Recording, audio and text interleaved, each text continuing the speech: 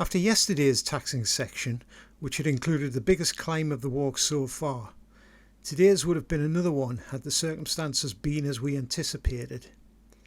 We'd been planning to go all the way to Wanlockhead from the Chalk Memorial Bothy in Polskeoch, a distance of around 18 hilly miles, but a disappointing navigational error on my part, coupled with Diane's Achilles continuing to bother her, were instrumental in our decision to stop for the day in Sanquhar after only 10 miles.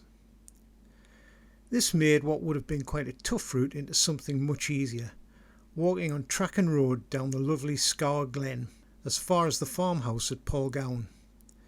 We'd then take to the fells following marker posts that have been beautifully hand painted by school children, the first of which you encounter at Polskeoch. The route crosses the ridge via Cloud Hill and Wing Head, the highest point, before a seemingly endless descent to Nithsdale and the former mining town of Sanquhar. Apart from its more recent mining history, Sanquhar is an important town in the history of the Scottish Covenanters, which I've been keen to explore and should now have time to do so. Once the seat of the Ross family, who built the now ruined 15th century castle, the town is best known for being the place where the Reverend Richard Cameron made his infamous Sanquhar declaration against King Charles II, which he left pinned to the market cross. Ultimately, it provoked the Battle of Aids Moss, where Cameron was killed by government troops in 1680. A similar protestation was made in the same place by James Renwick that brought about his execution, one of the very last before the Troubles ended, in Edinburgh in 1685.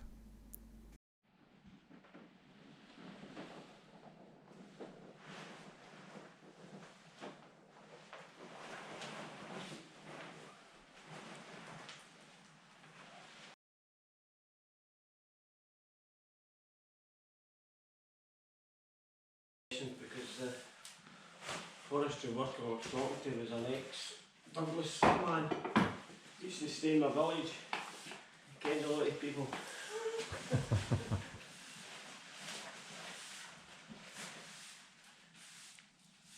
Alright, see you guys. Take care. Bye. Take Bye. care.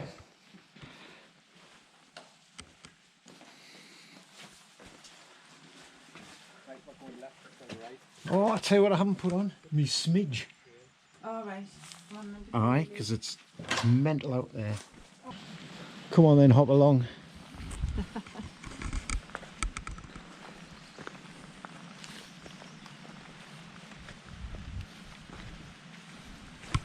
We're both in a similar condition.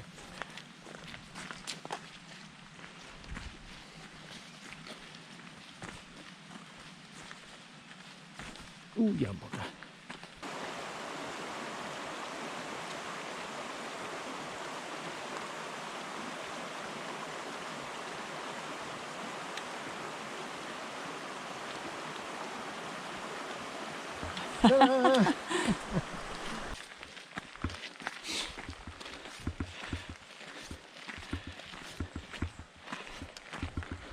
If you look at the map, you'd be hard pressed to see many contour lines that you're crossing, which is roughly where that P is at the moment.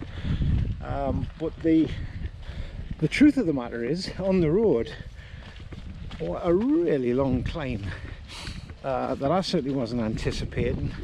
It's not bad though, it's kind of helping the ankle, and I think it's helping Diane's Achilles, not having the pressure on the back of the boot. But it's very difficult to see this. I thought this was relatively flat away from the Bothy.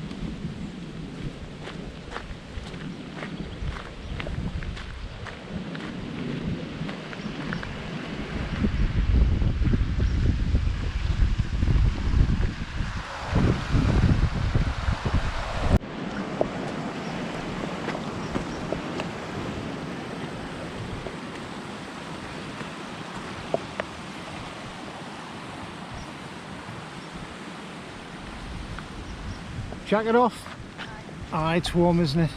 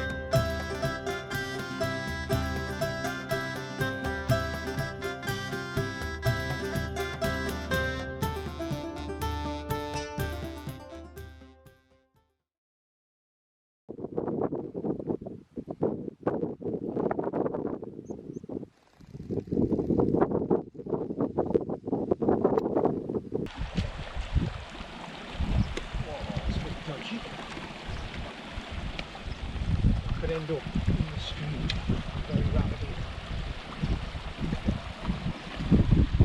Ah, sweet, well done.